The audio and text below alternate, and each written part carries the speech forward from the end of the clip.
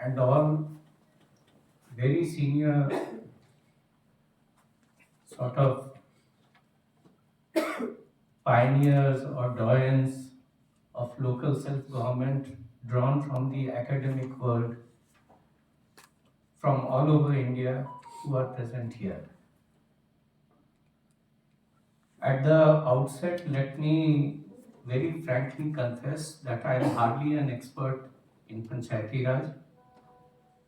If you take away the last 4 years of my career, my thinking, my approach to governance was more or less the same like all other bureaucrats. You have a scheme which is assigned to you, you have a department which you are expected to run, and then you try and do it to the best of your capability. You don't look at the wider picture, and certainly not say citizen-centric governance, participatory democracy. Even if they are there, they remain in the background. They are never in the forefront. That is true for all bureaucrats, and I was no exception.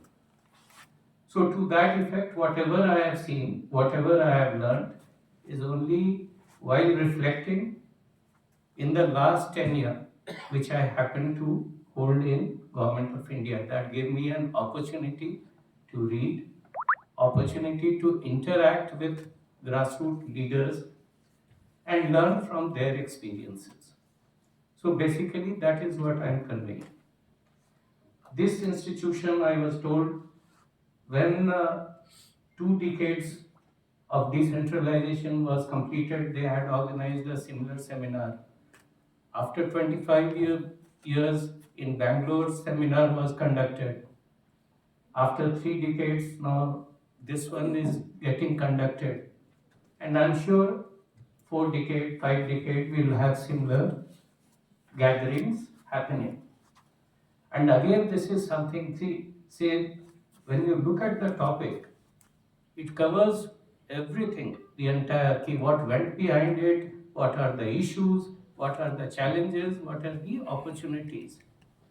So it may perhaps be interesting, were these issues which we are going to identify today, were these not there, or had these not been thought of at least 15 years back, when we were in the first decade or second decade, or after 25 years when we had discussed, what is it that has changed?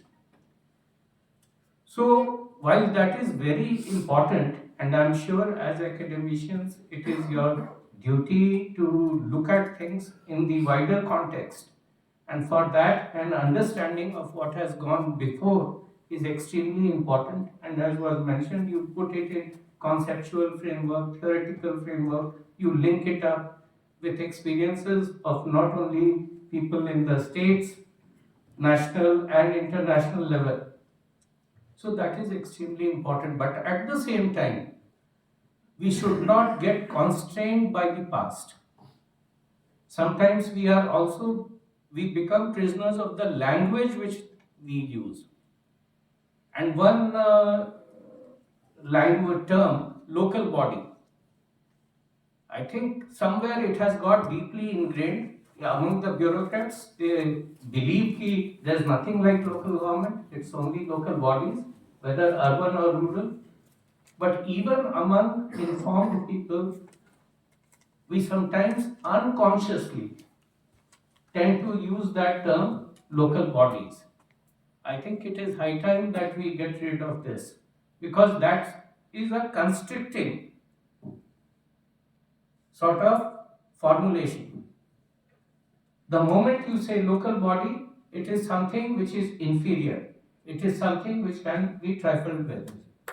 If you look at it from the people's point of view, what an ordinary, the moment you hear the word Sarkar, everyone is in awe. Okay, say the collector comes, he is representing the Sarkar. The Thanedar, this SHO comes, he is representing the government. And ordinary people feel that Sarkar is something powerful, something different. But if you say local body, then it is something which is there, but then it is also nothing will happen if it is not there. So if elections get postponed for years on end in different states, and it does not bother the political parties, the politicians, the local government representatives, the judges, where even when petitions are brought before them, you have instances where the same Supreme Court, one bench says postpone the elections because you have to first address this issue here and now. Without that, you can't hold elections. And you have another bench of the same court saying you conduct elections without any delay. We have seen this in Maharashtra. Ultimately, when the court said you will be held under contempt of court, elections were held within 3 months, no matter whether that OBC reservation or rotation of seats took place or not. But then we had this drama unfolding before us and precious time being lost. And so, if Tamil Nadu has perfected that art of postponing elections, so that is something. So, here this brings to us the question that the functioning of even constitutional bodies which have been created, Gram Sabha is one, State Election Commission is another, State Finance Commission is third, District Planning Committee and Metropolitan Planning Committee are the other two. These need wider sort of more critical inspection. So far, I don't think the way the state election commissions have functioned or operated in several states, the authority which they had, that has been exerted. They have rather just towed the line of whatever has been dictated to them by the political parties. So that again is something which calls for critical examination. State finance commissions, again a very specialized year. I'm not saying that everyone can do it, but those who are competent, those who are authorized, say if you are looking, take a hard look at the functioning of the state finance commissions. How their recommendations get trifled with. How their recommendations, even when accepted, are not implemented. And then there is absolutely no recourse, no accountability, nothing. The other important thing here is that we also have to look at it. What is already there is very clear that we can examine within the parameters of the constitution and the laws under which they are, and the guidelines, government orders under which they are functioning. We also have to look at what are the design flaws, if any.